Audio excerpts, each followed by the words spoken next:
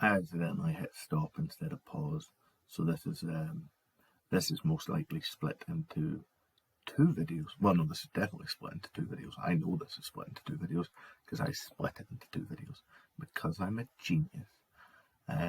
If you're watching this one, it means that you got through everything else fairly quickly and there's still a wee bit of time.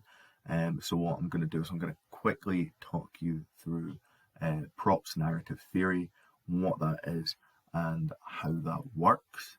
We won't go into nearly as much detail. It's a little bit more straightforward. There's only a few elements that might be a little bit dicey. So I'll talk you through that. I'll set you a task. And then if there's still time after that, if for whatever reason you are flying through this, then we will have a look at a bit more of an episode of Buffy. But hopefully, I mean, I suspect you might get onto this video, but it'll be a bit of a, will they, won't they? So, prop is also someone we have to consider when we're talking about narrative. Prop has his own narrative theory. Lots of people have narrative theories. We'll be looking at more than just, oh, my face is still there. Go away, my face. We'll be looking at lots of them, frankly. Prop believes that each narrative has crucial roles that must be undertaken for the narrative to be successful. Some of these roles, and this isn't all the roles, he's got lots more, but some of the key roles that we can talk about are the hero, false hero, the villain, the mentor, and the donor. Now guys, actually this is fairly intuitive. Your hero saves the day and defeats the villain. Shocker. Oh, by the way, again, this is all in yellow. So can you take a wee subheading of props narrative theory and then copy down everything in yellow? When I'm done taking them through this, whichever member of staff is with you now, if you wouldn't very much mind pausing the video just to give them a little bit of extra time to copy these out before we move on to the task. So, your hero saves the day and defeats the villain. I mean, it's fairly self-explanatory. It's what a hero does. Your false hero is probably the most complicated role here.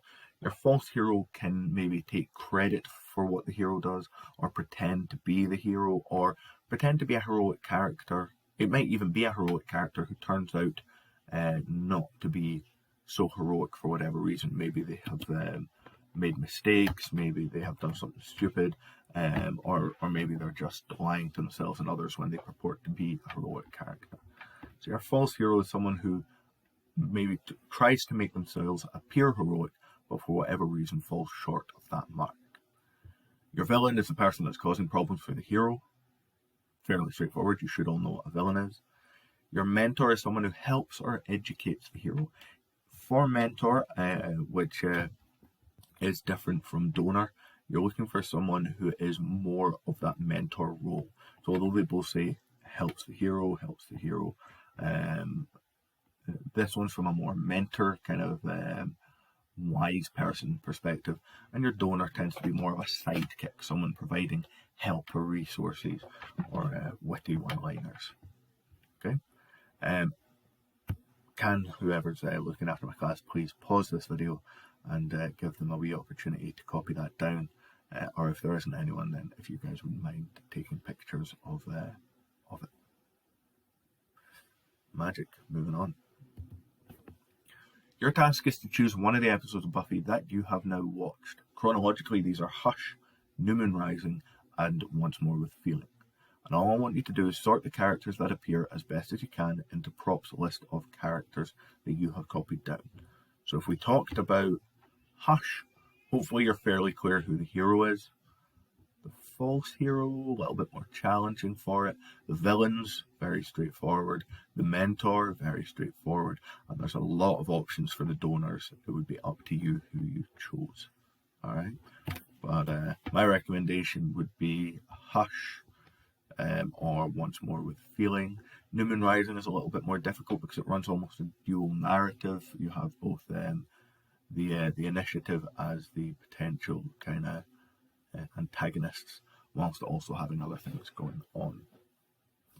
All I want you to do is write which episode you've chosen and then copy out hero dash tell me who and a very, very quick description of why. So hero dash Buffy dash she, and whichever episode you've chosen, what does Buffy do on that day?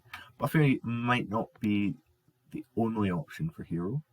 I would argue she's probably the best option, but especially in Once More with Feeling, given the very nihilistic kind of nature of Buffy's life, it might be that someone else emerges as the hero in that episode, or you could still say it's Buffy, and we'll talk about that when we get to it. So, choosing an episode and you're just plugging these characters into their correct roles. Okay, if whoever's got the class could pause this video and give them a bit of time to do that. Okay, I didn't tell whoever was looking after the class to unpause it once you were done. Hopefully they did, or maybe the bell went and you never got done, and we'll finish it off on Friday. But what we're looking at now is Hush. Buffy. Buffy saves the day. She kills the gentleman. She is the one who discovers their lair. She is the one who sees the box, has Riley break in. She's the one that screams and kills them. She's the hero. She saves lives. False hero here isn't really so applicable. I had a good think about it, and there's no one really purporting to be a hero who isn't. There's no one trying to present as a hero and then falling short. So your false hero doesn't necessarily apply. Your villain is the gentleman. Okay, easy. Your mentor is Giles. He's the one who teaches Buffy about everything she needs to know and kind of takes her through that. Your donor, most likely, is Riley, but you could choose any one of the Scoobies. Okay, you could choose Willow or Xander, or anyone who tries to help out. Okay, I'd say maybe Riley is your best kind of donor here.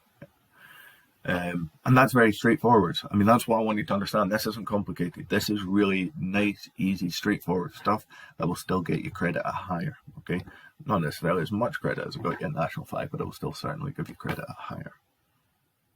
Moving on. Then we look at Bad Moon Rising.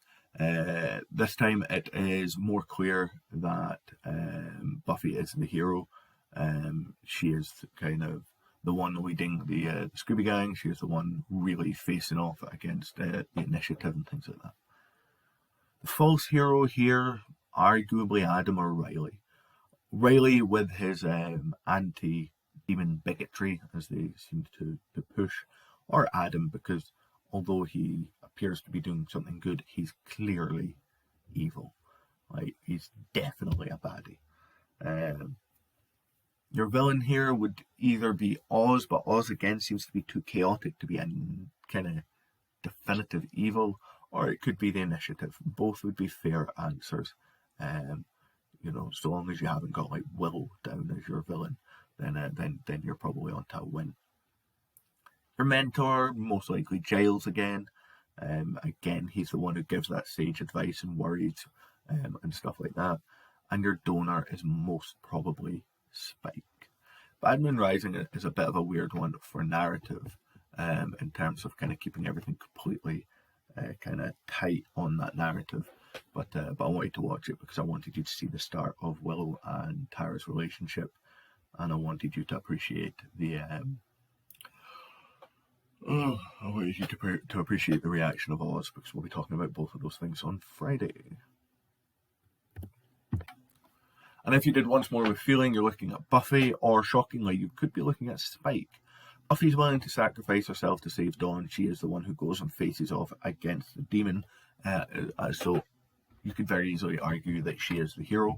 However, Buffy spends the whole episode with a very nihilistic, pessimistic view of the world. She's always in a very, very dark place. So the opportunity to destroy herself at the feet of the demon isn't necessarily a heroic act. In fact, you could argue that in this episode, Buffy's the false hero. She's playing the part. She's pretending to be a hero, but there's nothing heroic about her. She's going, as she says herself, going through the motions and not doing anything for the right reasons. She's doing it because that's what she does, not because she's actually a hero at this stage. So if you interpret it like that, then your hero's actually shockingly Spike. Spike is the one who, in spite of everything, goes and saves Buffy. might be done for more selfish reasons, but that's still the real heroic act, because in saving Buffy, he saves Dawn and the rest of the Scoobies. So both would be fair. If you said Buffy, that's fine. If you said Spike, that's fine. Your false hero, if you said Spike was the hero, your false hero probably is Buffy. If you said Buffy was the hero, your false hero could be Willow, or it could be Xander. I would be more on board with Xander, because Xander is the one who summoned the demon. So not so heroic, and despite the fact that he very much engages in all of this, will stop the demon together, kind of patter, the fact that he summoned him would undermine that role from Xander. So I'd argue Xander's probably a good false hero. You could argue Willow is as well. Willow, who's kind of trying to do good and save people whilst also using magic on her friends and loved ones. Bad Willow. So a couple of opportunities for false heroes there. Everything else, fairly straightforward. Your villain, Big Red Demon Man, kind of popularly known as Sweet. The mentor, still Giles. It's still Giles who leads the research and things like that. And literally, there is the mentorship montage. And your donor, anyone in the Scooby Gang. Okay, anyone who helps out. So Anya, Tara, anyone like that. So hopefully that makes sense. This is a much shorter video, which is nice. I sincerely hope that by this stage I sincerely hope you're not even seeing this slide, and I hope that the lesson is done. I look forward to seeing you on Friday. I very much hope and believe I will be back by Friday. If, despite my best efforts, the lesson is still ongoing and there's half an hour left and it looks like there's going to be a riot, can I ask someone to put on Buffy Season 5, Episode 6, which has a similar focus to be paid to Willow and Tara, and representation of women versus the patriarchy. Can't remember what this episode is called now, but it'll be a very Willow Tara heavy episode, and it's about Tara's family coming to Sunnydale to take Tara home. It's a great episode, and if you don't watch it in class, I might ask you to watch it as homework, because again, I want you to have a full understanding of the development of Willow and Tara's relationship, and also this was the kind of last season that that Warner Brothers aired Buffy. After this, the representation of the relationship is by UPN, and that's very important. But like I said, hopefully there's only minutes left if you're even got this far. So, thank you very much, and I hope to see you on Friday.